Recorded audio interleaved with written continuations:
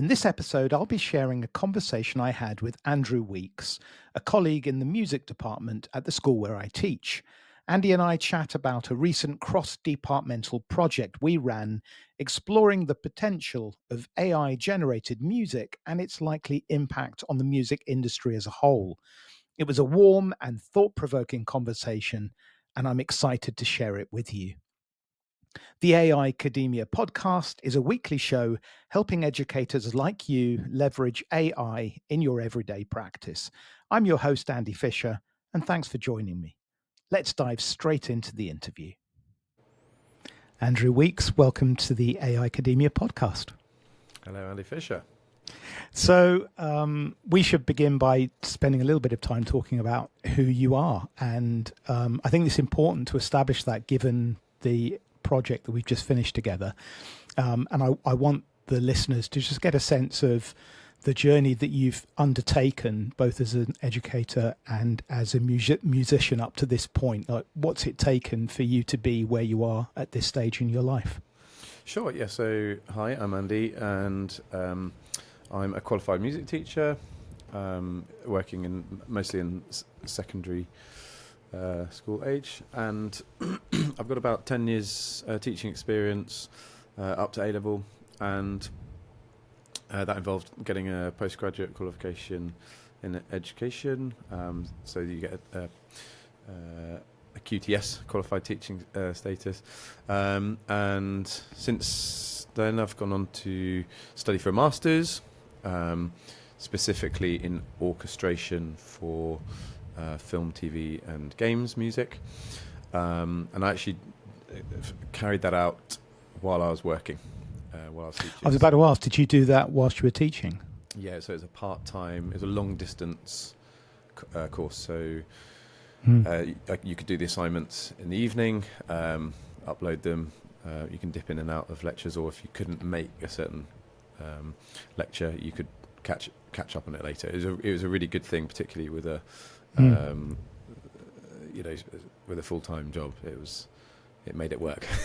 Learned a huge amount, and it's sort of always been a dream to write music for.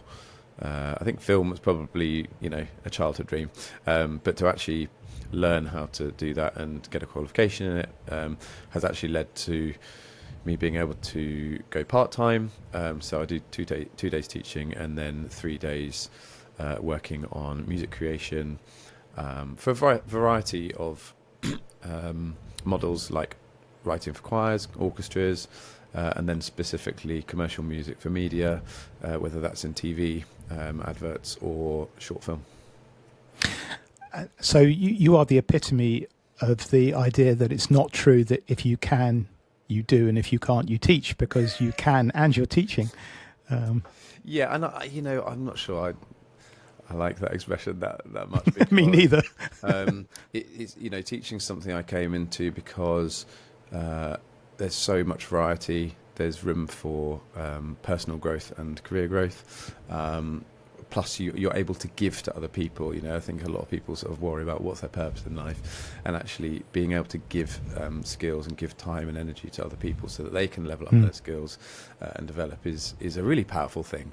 I mean, one of the other reasons that I've decided to, in the past couple of years, write more music is, yes, okay, I want to explore more creative projects, but I've got a young family, so being able to do a little bit less teaching allows me to spend a bit more time with my girls, and also a bit of more flexibility in the weekly schedule.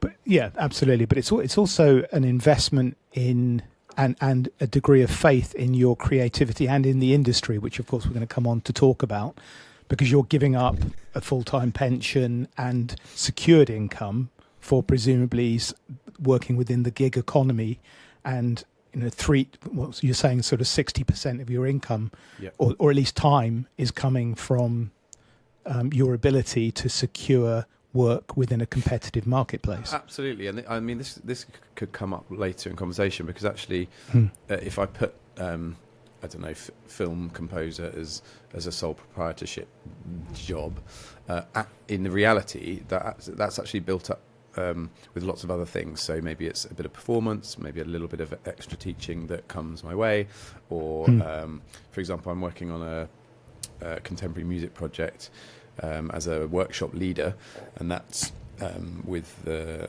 Norfolk and Norwich Festival and Contemporary Music for All, which is an organisation based in London, but it's nationwide.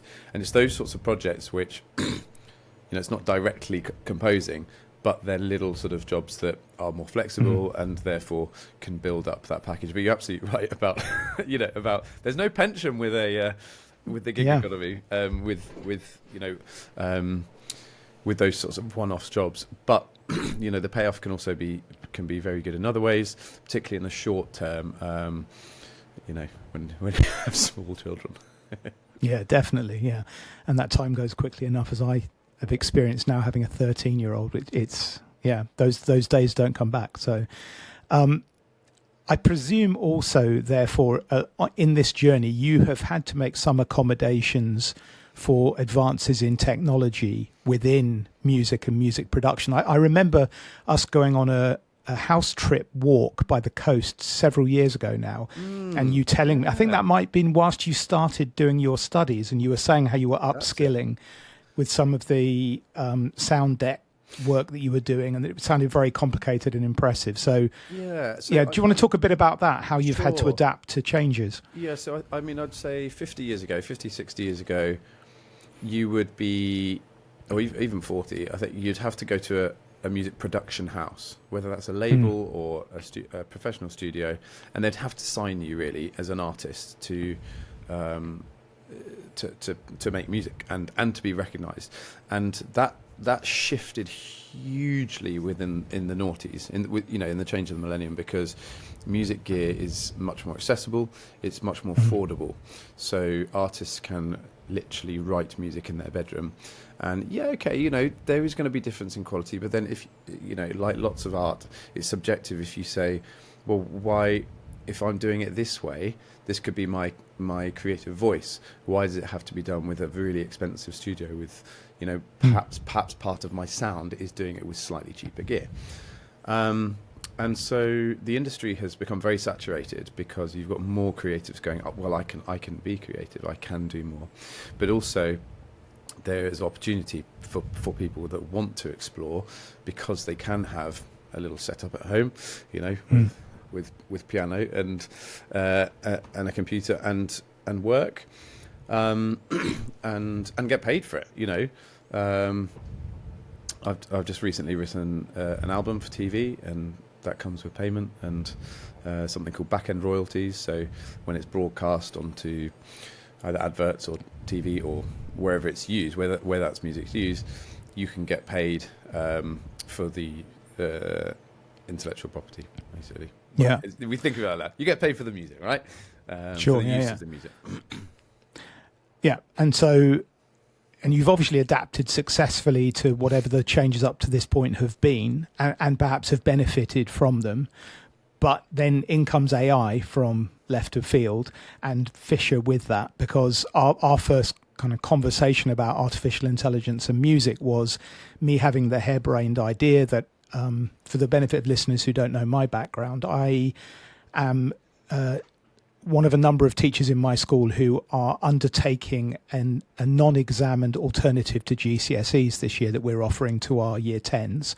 And I'm doing an introduction to AI, which is a 2-year course, and students basically get an opportunity to explore all the many different facets of AI as they evolve. And that might involve using large language models, image generation, video. And one of the things we explored this term was music, and some of the AI music platforms. And I approached Andy really just saying, I've got an idea for a challenge where students generate AI tracks using Suno and other platforms like that. Would you be interested in being an adjudicator?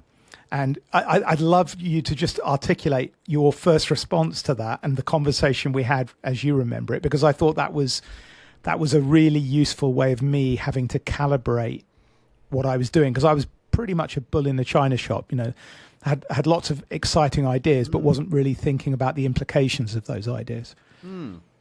Well, I mean, just going back to the the conversation about how accessible music is to write. I mean, we have software where we can write music, which makes it much quicker than pen and paper. You go back to the olden days, you would have had candlelight, and you write it on paper, and that's it. It's your copy. If you wanted a photocopy, you had to get someone else to write that out. So the speed in which technology can help us is lightning fast, and even the sample libraries now are so successful. But even 10, 15, 20 years ago, the sampled instruments sounded really clunky, and you could tell it was a computerized sound. Whereas now they're so smooth, they've been really developed that you can use some sampled instruments on professional stuff. On one of Beyonce's new track, they used a sampled library from one of Spitfire Audio samples, and these tools are super effective, and of course I had to move quickly with those shifts. So with AI coming in, I've got to be on my toes, as do other people in the industry, because there are lots of pros. We can use things like ChatGPT and others to learn how the skills to write music. We can use it to help give us prompts for creativity and briefs. There are lots of ways it can be used. Going back to what Andy just asked me about the adjudication competition at school, I was shocked initially, wasn't I? I think partly because it was. I was thinking, what am I going to what am I adjudicating? What am I marking? Yeah. If an AI model has written some music, and the pupils have given them a prompt to write some music, what am I marking them on? Am I writing them on lyrics? Am I, and it's very hard to judge. Is that what am I judging stylistically? Am I judging how well AI has created music? Because there aren't much skills in saying, "Oh, can you create this piece for me?" It could be a one-line prompt, couldn't it? Exactly. And so, are you judging the quality of the one sentence that was typed?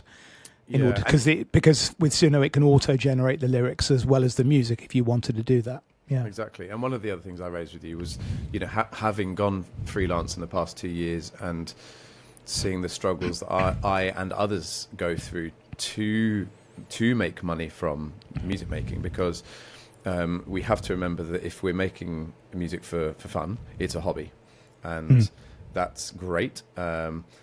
Since graduating, I've always seen music teaching, music performance, music composition as a profession, and I have skill sets like being able to play instruments and singing and acoustic qualities, and I've got some production skills as well. So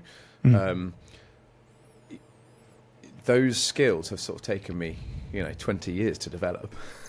Yeah. And I rock up with 3 weeks of playing around with Suno and say, would you like to judge our music? Yeah, well, and but this sparked up a really interesting conversation for you and I, because it did. I was saying, well, wait a second, there's a big debate going on at the moment with AI and music, and policies being made very, very quickly, and people are concerned that their jobs are in jeopardy. I mean, it was only a couple of years ago, around the pandemic, where the government was asking creatives to retrain in cyber jobs, and it's totally insulting and missing the cultural thing there.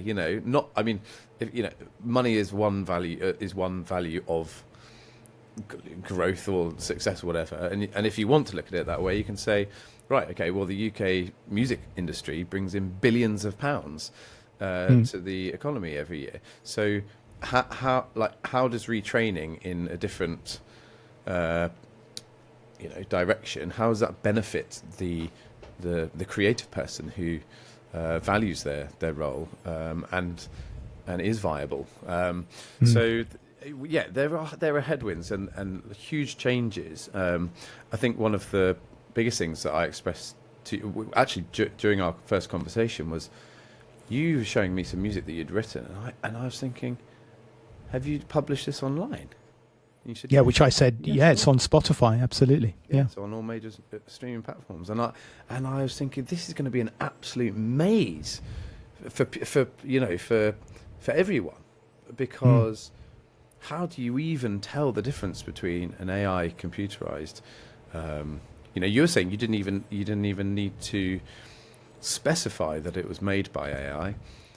No, there was no Is your requirement for me to. Now, maybe in the future that will happen, but Sure. at least when I uploaded those tracks, I had to say that I had some part in the production of them, so I identified myself as the producer and mixer, which was enough, I guess. Which is, if you were doing electronic music, perhaps that's a similar way in which you need to identify the originality of the work. Sure. So yes, and really I uploaded it more than anything else as an experiment to see whether I could go from never having produced any music at all to getting something that someone could, if they wanted to, download on Spotify or iTunes and have in their playlist. And I think I have an audience of 2, which is my son and my wife. So I don't think I'm breaking any records soon. But you're quite right in saying the process was very easy for me to be able to commercialize the work if I wanted to. Because I think that, as someone who has got music released on streaming platforms, and I, like many, we don't actually earn revenue from streams. We do, it's something like £10 here, because it's 0 point something p per play. So the big shift 10 years ago was, well, streaming is now, people have had to agree that that's a thing. Like you either have your music on there or you don't. And a lot of people think, well, it's good for exposure, let's put it on. But it's not like CD sales and vinyl sales and iTunes sales where people used to buy whole albums if they really enjoyed the artist. You can access so much music now, and the subscription fee that you pay to Spotify, very, very little goes back to the artists. So there are some ethical discussions here, but I think when you pointed out that you could put your AI generated music on there, this is the first I'd heard of it, and I was thinking, how are you going to tell the difference? When you're listening through, who's created that, without a little subtitle saying AI generated music. Which educationally I think would be helpful for people if they're following absolutely. Miles Davis. Is it real Miles Davis or fake Miles Davis? Yeah, and actually, I know we're jumping ahead a little bit now, but we had a conversation a few days ago about the Silent album that was released as a protest album by Paul McCartney and others, who were basically releasing that album to say human artists should be at the center of the music industry and not algorithms.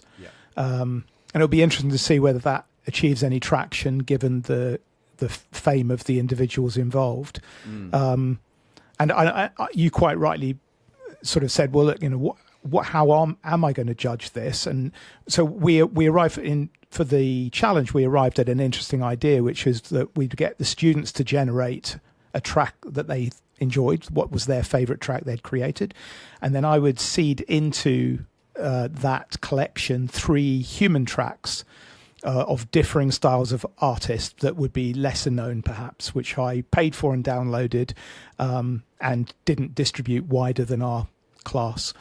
And then you undertook the challenge of, first of all, listening to all 13 tracks and seeing if you could decipher which of the 13 were human. And quite correctly, you got all of the answers correct there. Unlike some of our students, though, interestingly. And that was because they took part in this challenge as well. And many of them, you brought your middle 5 or year 10 musicians in, and we had this 2 class conference, didn't we, to kind of bring the challenge to a close. So the first challenge was, can you identify the human tracks? And not only did you, but you articulated how you could tell the difference beautifully, and I, as an untrained listener, wouldn't have made the observations you did about the limitations of what instruments can and can't do. You picked out, in my case, a lyric that wouldn't normally have been in a song because it just didn't work correctly, even though I'd written it. Actually, it wasn't AI generated, but I'm not a musician. So you very skillfully identified that if you've got a trained ear, you will be able to discern this for the time being, but most people don't.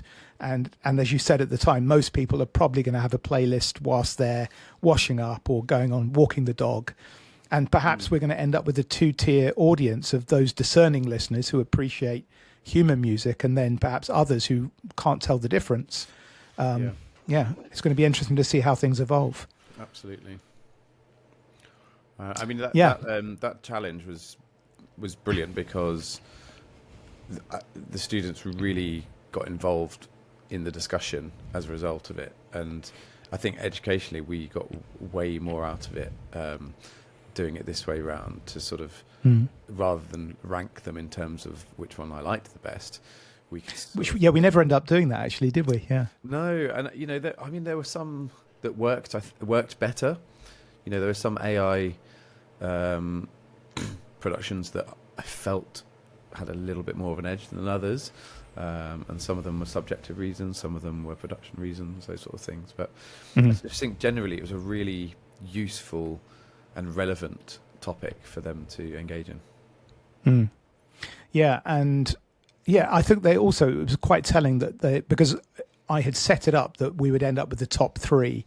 So once we'd identify which were the human tracks, you would say which of the 10 you listened to that were AI generated do you think were the inverted commas best, the ones that you enjoyed the most. And because the conversation went in different directions, we actually never got to that point, but nor did any of the students complain that we hadn't come up with a winner, which I thought was quite telling, that the conversation around ethics and music was far more valuable to them than who might win or not win in an arbitrary competition. Yeah. So we should talk a little bit perhaps about what we talked about as the sort of positive and shadow sides of AI music as we see them. And I'll just kind of whistle through the positives, and now I think we should linger more on the concerns, because I think that's where we both as practitioners have kind of landed on this one. So we said that AI music to a degree democratizes the process, that anyone who wants to be able to express their musical passions could do so through AI or augment with AI. It definitely allows us to bypass industry gatekeepers. My small collection of songs on Spotify testify to that being the case. In the conversation I had with one of our alumni yesterday, Bailey Tuddenham, do you remember Bailey? Yep. Did you come across him? He remembers you fondly. Yeah, it was interesting. He was one of those people who sort of, his voice started to develop and he really got into music quite late on in the school. So he sort of, by the time he'd done lots of really lovely performances, he was an upper six. You think, we got one. There's only 1 year, and then he's gone.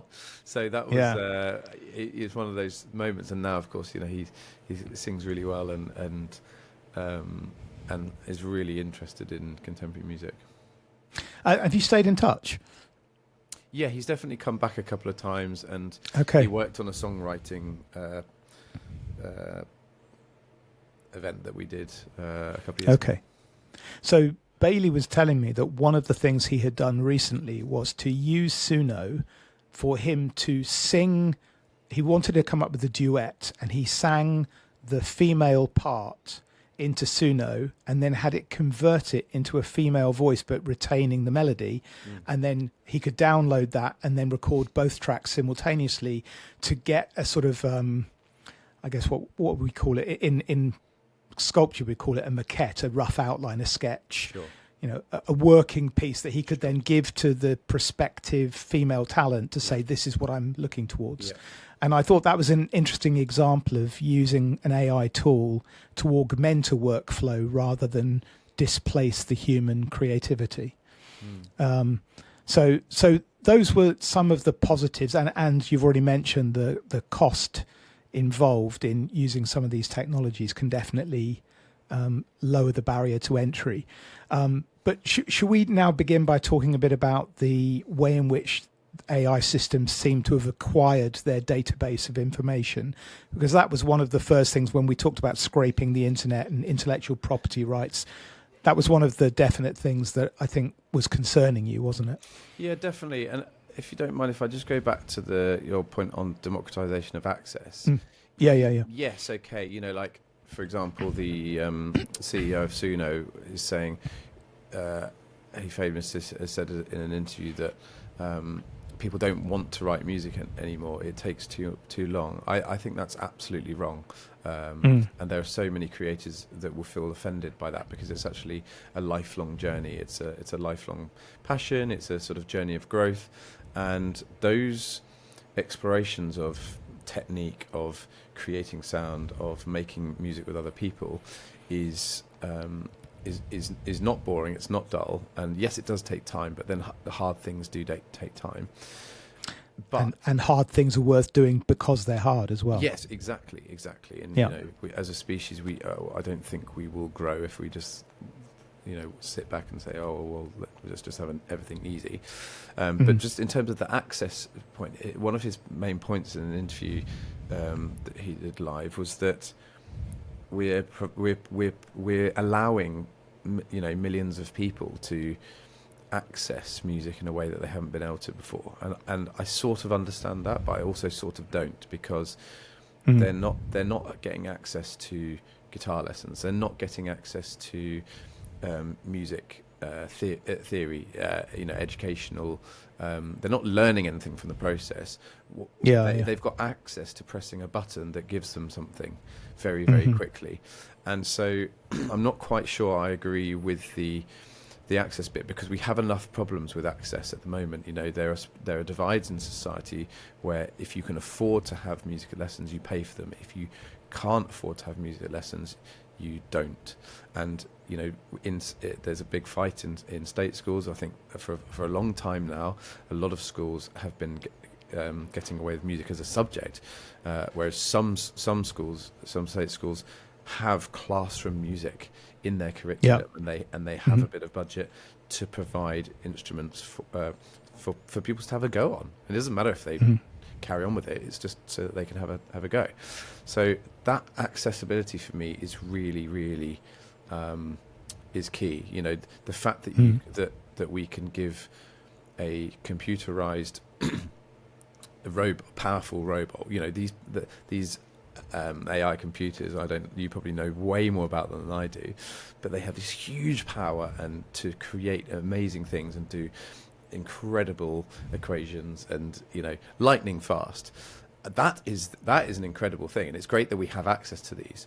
As soon as a company adds a price tag to it, that's where we get into the realms of ethics and thinking about what actually is the gain, what are the gains here. So my initial concerns with AI music was, well, if we're gonna look at this, let's look at this properly, get under the bonnet, because it's actually scaring a lot of creatives who are in a freelance environment, or if music is their career from a performance side, because people will still crave going to performances, but if you can use AI music commercially, which a lot of companies are not allowing. So if you work in music for TV or music for games, they're not actually allowing AI music to be used in their projects yet, because they're not up for the legal battle, because it's all up in the air at the moment.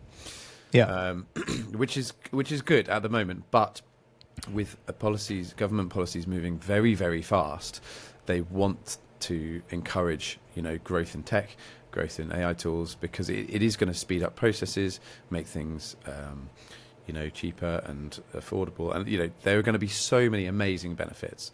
But this whole you're talking about scraping the internet of recordings and existing music out there, and I'm just thinking of the hours, the tens of thousands of hours that not only go into learning an instrument or writing or orchestrating and performing, and then you've got a recording engineer who's doing all of this work.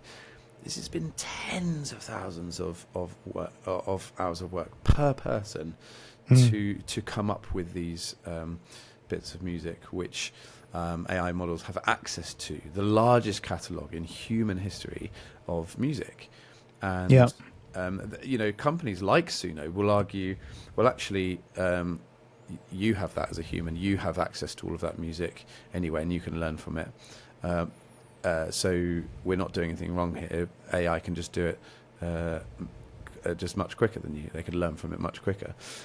The bit I have an issue with it, of course, AI, you can learn from it straight away, but as soon as you start replacing jobs, human jobs, that's when it becomes a big issue for me, because I can see that some of the more generic music, if there are companies who can say, well, I can get this for cheap or little to low cost, you are way more cheaper and quicker than a human for generic music, then I will go with that.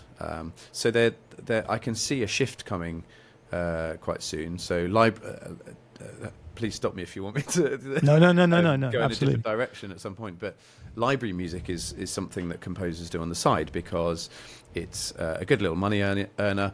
The more times it gets broadcast on radio or TV or wherever it gets placed, it can get placed on social media these days, for example, and people can get royalties for their music being used, because they own the rights for the master, for the actual product that you've produced, that you've given it out into the world, and then you can get royalties back for the usage of it. And I can see library music, the library music has already got vast catalogues of human music. And I can see, some of the AI music is very convincing, and it can do things like yoga music very well. It can do quite repetitive music quite well. And I can see some of those jobs being, pushed aside. I think I did a fantasy epic cinematic soundtrack, didn't I, live, to demonstrate how Suno worked. Incredible. It sounded absolutely fantastic. The production, the sound of the strings on there, it was so convincing, Andy, and that's scary, because if you're a company going, right, I need a bit of music for this advert that we're going to put on Facebook, it just needs to be a small 20-second clip. Here's AI, can you give me some music for this?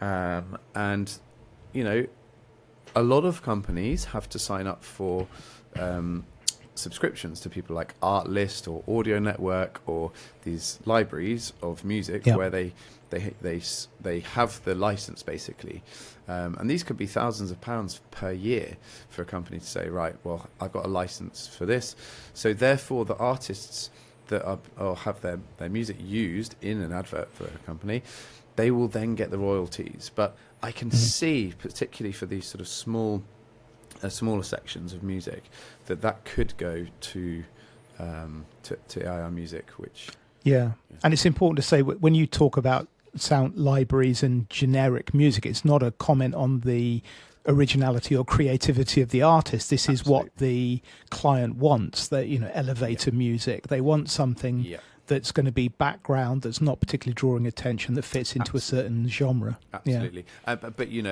that can be a bit of bread and butter, because not every piece of music is going to be monetized for an artist, which is fine, because a lot of people want to create music for the love of it, not necessarily for sales. They don't get into music for sales necessarily. But if you are writing some library music, which some of it can be extremely good, very creative, very all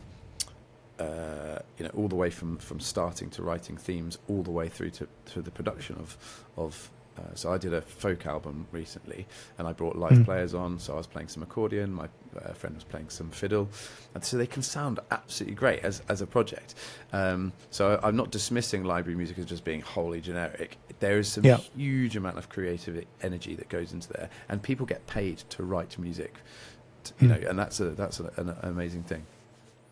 Yeah. So, and I think that's where I've come to draw the line for myself. Like, if I've created, I made a song for Susie, my wife, and it was in fact, it was the one I played in our challenge, Lifeboat, and it was inspired by something she had said one morning at breakfast, and I wrote the lyrics as a poem and then set it to music and then played it for her, and it was a lovely thing for us to share. But I'm not then trying to put that into the world and get into the top 40, or put it, I don't want a company to pick it up and pay me residuals, just because I make my living as an English teacher, and I don't want to live in a world that's populated by homogenized derivative content created by AI. I want people like you to be out there expressing their originality, and then me being able to, because I think you said earlier about we shouldn't strive to do away with hard things because we won't evolve that way. And I think that hits the nail on the head, doesn't it? That if AI is serving us, it's taking away the drudgery of life and the repetitive mundane, and will leave us with what makes us uniquely human. Yeah, absolutely. It needs to help us with science exploration. It needs to help us with some of cleaning the dishes, the things that are perhaps a little bit more tedious, or challenge. Helping us with challenges.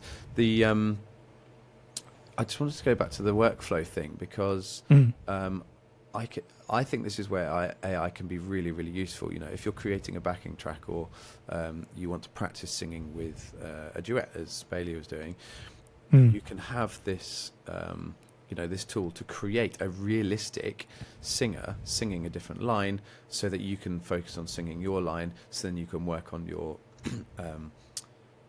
singing in harmony or, whatever skills you're trying to learn from that. And I think that sort of enhancement of workflow is fantastic. I think the power of AI to be able to do things will help us work faster and do some of those things better. Yeah. So it's interesting. So go on. I was just going to say, so you're not advocating that musicians should put a moratorium ban on AI so much as that we should use it to augment what we do without taking away our creativity. Yeah, absolutely. So, let's say you put a prompt into AI and said, I would like a track that sounds like this Ed Sheeran track. Please produce one for me so that I can use it for, I don't know, my cake sale at the weekend. All right, but let's put this on a larger scale. We want to use it on the Nike advert. The Nike have lots of money, and people like Honda, for example, paid a whole choir to do an advert for them, and it was brilliant, and people loved watching it, and they saw the voices, they saw the whoosh coming past, and people benefit from that. There's creativity involved, that helps pay the bills, etc., etc. But if you ask AI to get an Ed Sheeran copy of something, you are not that Ed Sheeran needs it, but you're displacing Ed Sheeran because he doesn't benefit from that at all. Because you're not using his track, you're going to be using something like it. But I just don't understand. I don't see where the win is in there. So using it for commercial use, I think, should be just stopped. Because yes, okay, you can allow AI access to recordings and music from history, but to then make money out of it, you haven't asked permission.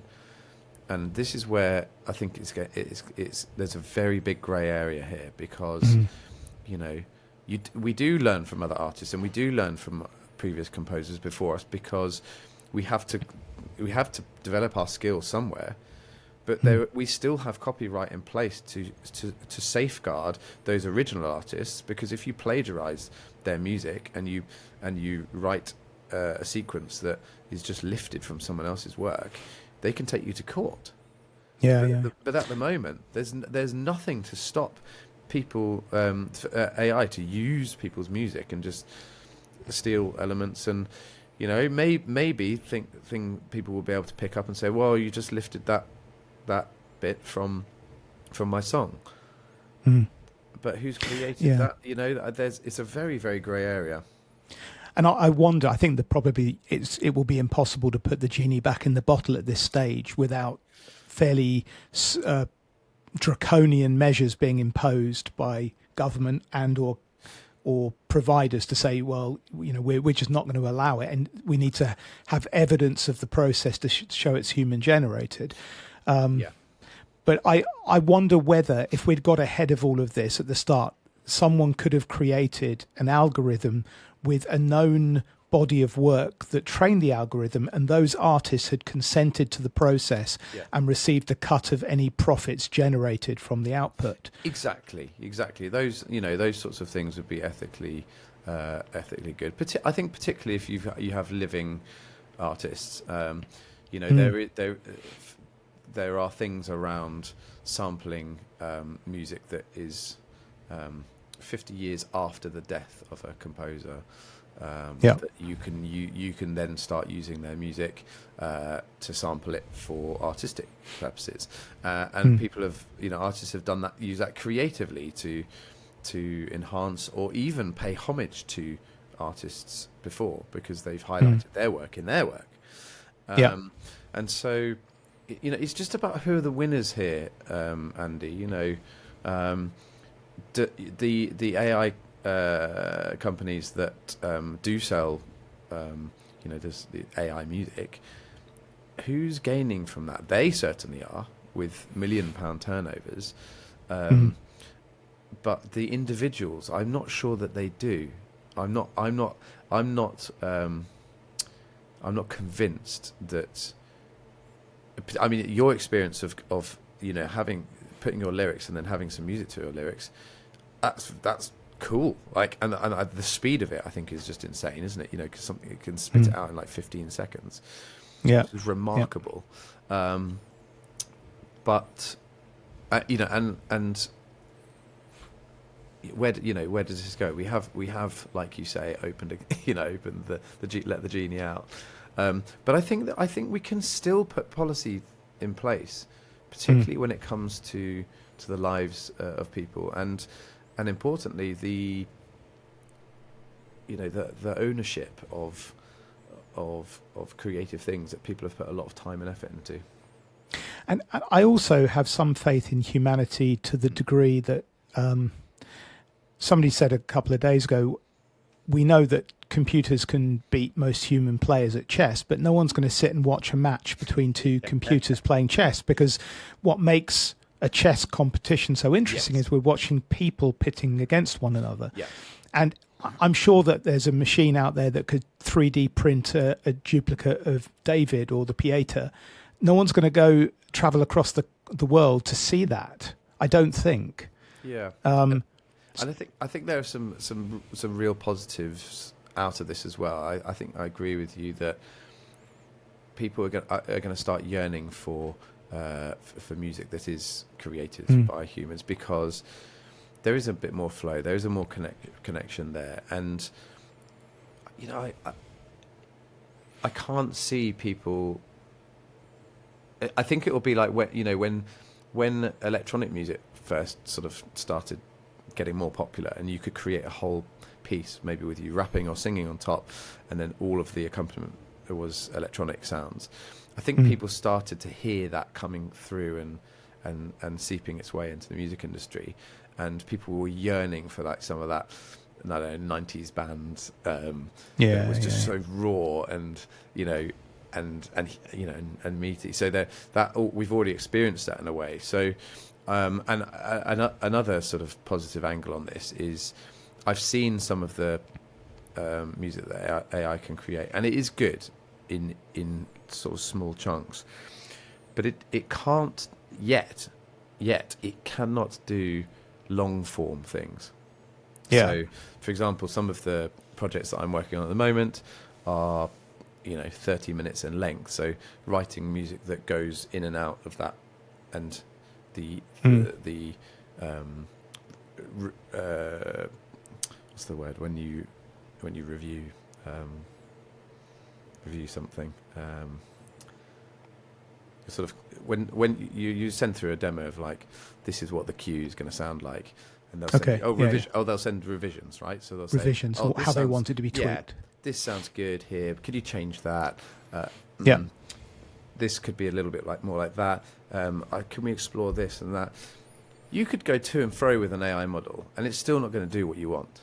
In fact, it gets worse in my experience so far, because the context isn't retained, and so you get one thing right, but something else goes wrong, and it's very hard to end up with where you want to be. You end up compromising. Sure. And so I think for these little sort of, small, very quick, like small attention span things, it's very, very impressive. But as soon as you work on larger scale projects, whether that's a musical theatre production or a whole TV series or whatever, we're going to come up trumps as humans, because directors can work with you and say, I need that tweaked. This is sounding great, but I'd quite like that to be scored slightly differently. And even though it may take longer, they're going to come out with an absolutely tippity top creative product that.